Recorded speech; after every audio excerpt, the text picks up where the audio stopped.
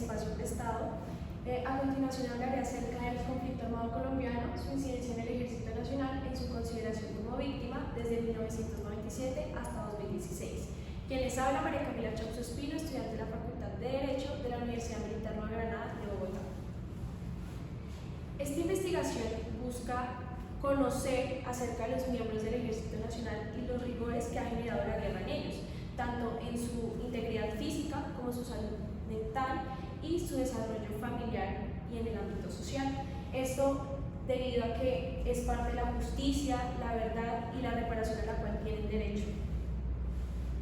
El objetivo general de esta investigación es conocer acerca de los hechos victimizantes y de los grupos victimarios que vulneraron o generaron afectaciones en el desarrollo de los miembros del Ejército Nacional, sus familias y su integridad física.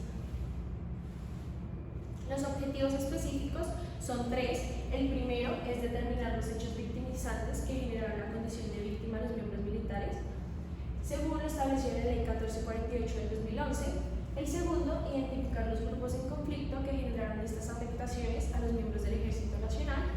Y el tercero, revisar las afectaciones que el conflicto armado ha generado a los miembros del Ejército Nacional en su integridad personal y en el de sus familias.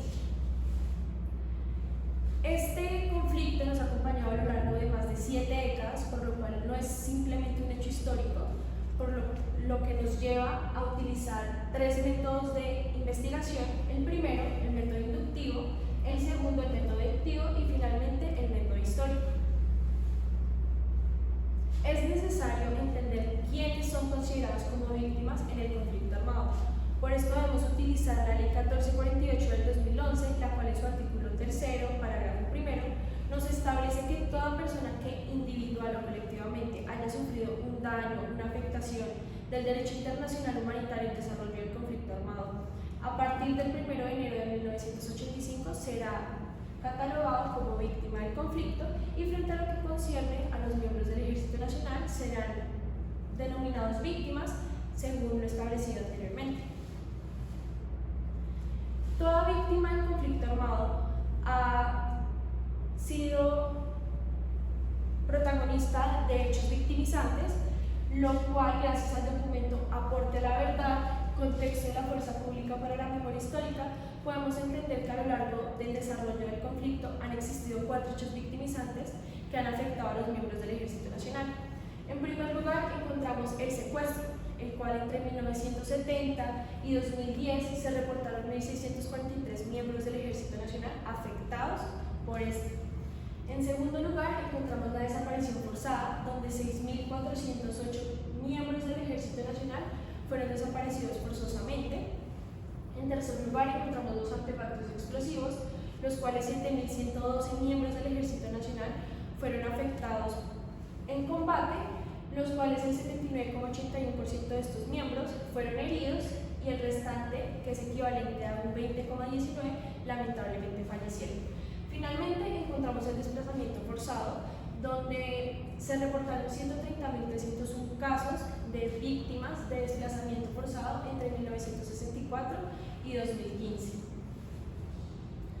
Gracias al Comité Internacional de la Cruz Roja, el cual establece los criterios y parámetros para determinar que un grupo hace parte o no del conflicto armado, y de la mano a las cifras dadas por el Centro de Memoria Histórica, podemos entender que han sido 2 grupos victimarios representativos a lo largo del desarrollo del conflicto armado. El primero son los grupos guerrilleros y el segundo son los grupos paramilitares. Frente a los 4 hechos victimizantes anteriormente mencionados, encontramos que frente al primero, que es el secuestro, los grupos guerrilleros han tenido la mayor incidencia de esta vulneración. El segundo es la desaparición forzada, donde los grupos paramilitares han sido los que han afectado de una u otra forma a los miembros del Ejército Nacional. En tercer lugar, encontramos los artefactos explosivos, donde los grupos guerrilleros, al ser los que han enfrentado de una manera directa en el conflicto a los miembros del Ejército Nacional, han sido los que han generado más las afectaciones por artefactos explosivos. Y finalmente, el desplazamiento forzado, donde se equipara un poco la balanza y ambos grupos victimarios han tenido igual incidencia frente a este hecho victimizante.